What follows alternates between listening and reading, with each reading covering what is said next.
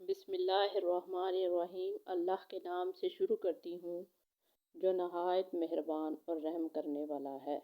السلام علیکم ورحمۃ اللہ وبرکاتہ۔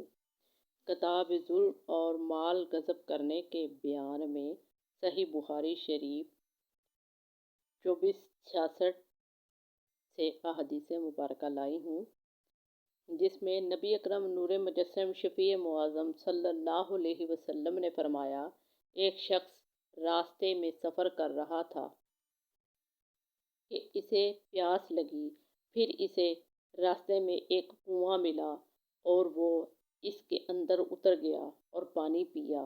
جب باہر آیا تو اس کی نظر ایک کتے پر پڑی جو ہانپ رہا تھا اور پیاس کی سختی سے کیچڑ چاٹ رہا تھا۔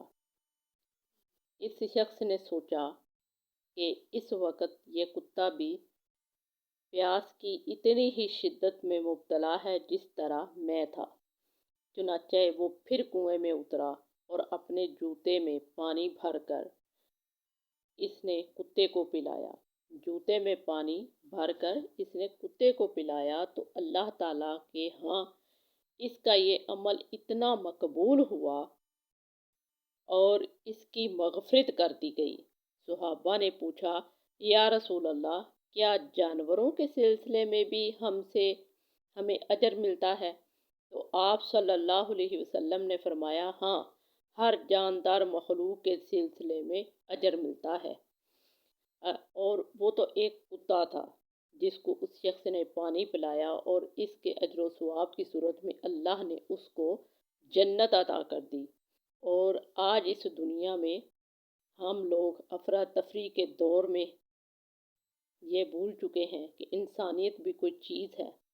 ہم لوگ گھر میں ہی رہنے والی عورتوں پہ ظلم کرتے ہیں، گھر میں ہی رہنے والے کسی نہ کسی انسان پر ظلم کرتے ہیں، اور جس کا بدلہ ہمیں قیامت کے دن یہ ملے گا کہ اگر ہم نے کسی کا مال غصب کیا ہے یا کسی پہ ظلم کیا ہے تو اس کے سلسلے میں ہمیں درہم یا دینار سے نہیں خریدنا پڑے گی، بلکہ ہمیں اپنے اعمال اس کو دینے پڑیں گے جس کے ساتھ ہم نے ظلم و زیادتی کی ہے یا اس کا مال غصب کیا ہے۔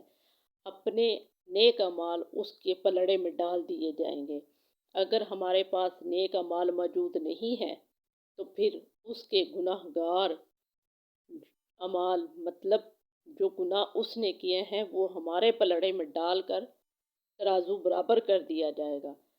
پھر اس وقت ہمارا کوئی حامی و ناصر نہ ہوگا، ہمیں بچانے والا کوئی نہ ہوگا۔ ہاں، ہم اس دنیا میں ہی اگر اس سے معافی مانگ لیں اور اس کا غصب کیا ہوا مال اس کو واپس کرتے اور ظلم کی ہوئی جو چیز ہے اس کی ہم معافی مانگ لیں، جس قسم کا بھی ظلم ہم سے ہو گیا ہے ہم معافی مانگ لیں، تو اللہ تعالیٰ ہمیں جنت الفردوس میں جگہ عطا فرمائے گا۔